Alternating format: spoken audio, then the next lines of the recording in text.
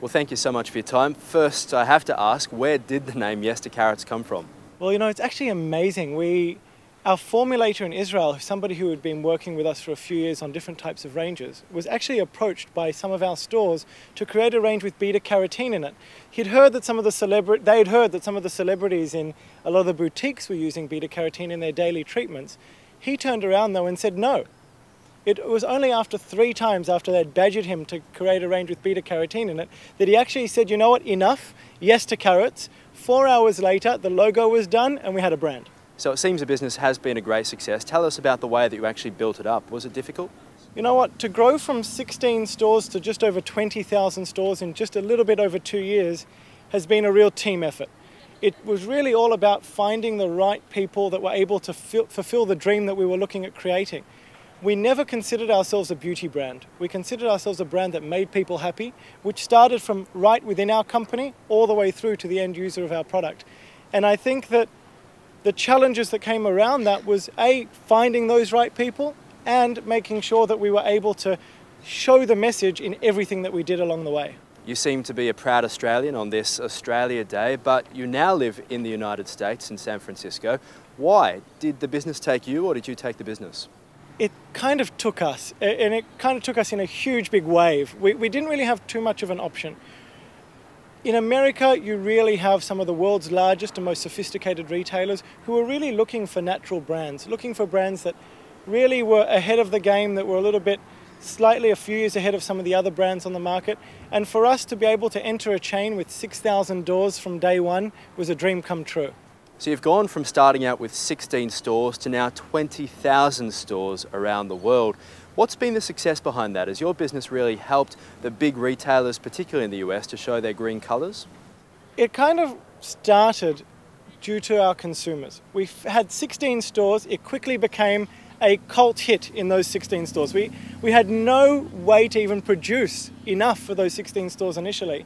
And the momentum grew to such a state that customers were driving us to go to these retailers, to approach some of these larger customers, and when they saw the brand, they fell in love. Yes to Carrots makes people smile, it makes people grin from ear to ear the first time they hear it. And for us, it started with really, even if somebody didn't buy the product, but they saw it on the shelf and it made them smile, that was great. The fact that they took it home and their whole family loved it, and it's unisex, which made it even better, was great for us. And it's really been an amazing ride ever since. I really consider this a bit of a roller coaster. I don't know when it's going to stop, but I just want it to keep on going. Yes to Carrots seems to be heavily focused on the social and environmental responsibility. Is it important for businesses, particularly new businesses, to jump on that bandwagon at the moment? I think the startup brands actually get an advantage when it comes to this, because a lot of the heritage brands, for them to change their packaging and formulation across, really spans countries and spans a considerable amount of time and money. For a new startup brand, you've really got the ability to start right at the beginning. So your building blocks and your foundations can be based on not only the environmental aspect, but also the social conscious aspect of what you're doing. And secondly, you've really got an opportunity to show the world what small brands can do. And Australian companies actually leading the way when it comes to that. And as an Australian, it was obvious that we were going to do that from the very beginning. Okay, so tell us, how does Yes to Carrots help the environment? Well, firstly, all of our products are in packaging that is 100% recyclable. We don't ever put products in things that can't be recycled along the way. A good example is some of our new jars. The entire item can be recycled. Usually you've got a metal spring in some of these pumps. We've made sure that it's even a plastic spring that can be recycled along the way. As we progress our brand, and what we're looking forward for 2009 and 2010 is actually making sure that the entire range is made out of products that are made from post-consumer recyclable products. So post-consumer waste is then converted into the bottle, so then we can use that and keep reusing that.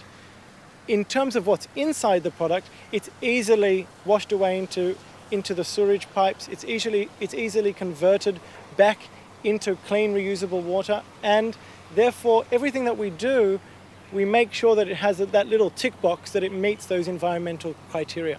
So orange seems to be the colour of the day. You're wearing it today. Even your offices in San Francisco are part orange. How big has that been in terms of branding? Is that important? Not only our new, look, I just had my baby who just met 5 weeks old, amazing. Even the stroller's orange. My wife literally thought that I was starting some form of weird religious sect. I would come home from an overseas trip, I would leave with an empty suitcase, come back, totally orange. From the orange Pumas to the orange pants, to the orange tops, to the orange watches, you named it, it was orange. And for us, it's all about living that dream. Yes, the Carrots is not just a brand, but it's a way of life. So from Sydney to Israel to San Francisco now, a bit of a traveling salesman. How does that go down, as you mentioned, a 5-week-old baby? You know what? Firstly, thank God for airlines like Qantas, who have been phenomenal to growing companies like us. Great service and the ability to be able to travel today is something that I think as Australians we have an advantage on as well. A lot of companies that we meet, for them a 3-hour trip is a long trip. You can't really go to too many places in Australia for 3 hours. So for me to get on a plane, like next week I'm going on a very, very simple 12-day, 8-country tour, is something that I need to do. It's something that's very important to me. As my family grows though, I think I'm going to reduce that a little bit, and thank God I've got a great team who's helping me do that a little bit at a time. I think the big question a lot of our viewers will be asking at the moment, particularly those who deal with retail, is the financial crisis. How is that affecting your business? I think realistically for any brand, you have to be conservative. I think at the moment, to do things too big and too flashy is not really the sign of the times. As new companies though, again, we've got that advantage, because while a lot of the major brands are reducing their spend considerably, a little bit of spend now can go a long way. And for us as a brand, our expansion is not slowing down. We'll hit close to 30,000 stores by the end of 2009. And we just signed what for us is a considerable 10-country European deal with one of the world's biggest beauty retailers, Sephora. And it just shows you that people are still looking for products as long as it's the right products at the right time and the right people behind them. And Australia has a real advantage when it comes to that. So it hasn't stilted your growth? It's definitely made us think twice about our budgets, but it's definitely not stilted our growth plans, no. So it's not just carrots, but also tomatoes and cucumbers as well? So the cat's out the bag, and actually as of today we've just realised we're going to be launching those in Australia probably around June, July. Carrots was a very simple, honest way for us to start the brand, but our customers demanded more. They wanted a range for oily skin, and they wanted a range for volumizing hair, and they wanted a range that was a little bit soothing. So we looked at what was in the market and what was in our fresh produce section at your Safeways and your Coles. And tomatoes are phenomenal for oily skin and for blemishes. Cucumbers are amazing for soothing. And for us, it was just getting the right ingredients, making sure that it was well tested and well formulated, putting it in incredibly funky packaging, and soon they're going to be in Australia. We're very excited about it. So where do you go from here? Do you look at, say, at the body shop, look at the retail stores and think that's maybe where we need to be? You know what? It's always tempting. For us, though, it's all about supporting our retailers. We've been very fortunate to have retail partners throughout Australia, throughout the US, throughout Canada, in close to 30 countries by April. And it's really all about making sure that they grow and we grow with them.